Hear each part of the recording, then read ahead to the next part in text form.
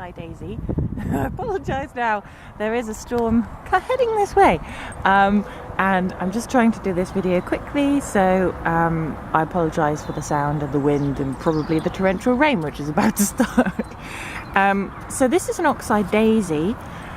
Now you'll notice this is about 6 o'clock in the evening, and it will be closing up for the night, so you will see them at this time of day like this.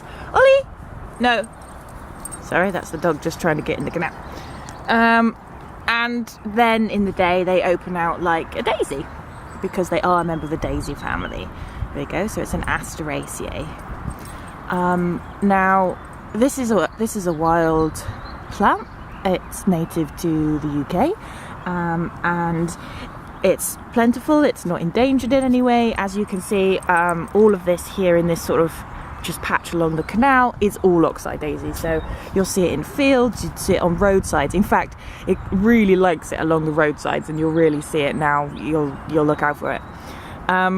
So the Oxeye daisy is a bit of a forgotten plant, but one that I really want to bring back, because Oxeye daisy is a fantastic anti-inflammatory and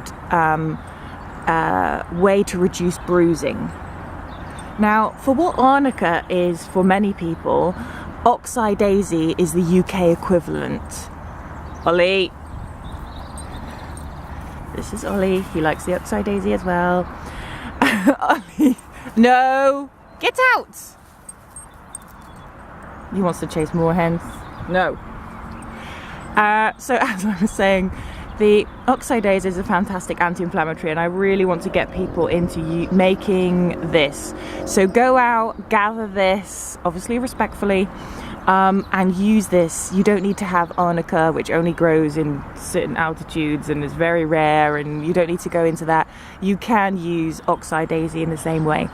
Make it into an infused oil. Have a look in my videos if you want to see how to do that.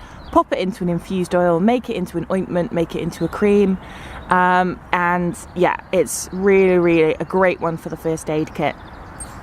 Another use for Oxeye daisy, which is part of the reason it's called Oxeye daisy, is because of its association with the eyes. It is used in hay fever with people with very itchy eyes, and you can take that as a tea. Be careful because it is quite astringent, but it is perfectly fine to take. And you can actually even use it, make it into a tea, and then use it as an eye bath for itchy eyes, conjunctivitis, those types of conditions. So it's really fantastic. It's not, it doesn't have interactions with any medications. I would have a caution in pregnancy because it is quite astringent, so maybe we would be one to avoid, but it is very plentiful. Go out there, have a look for it. Yeah, it's great. Okay, that's the end of this mini video.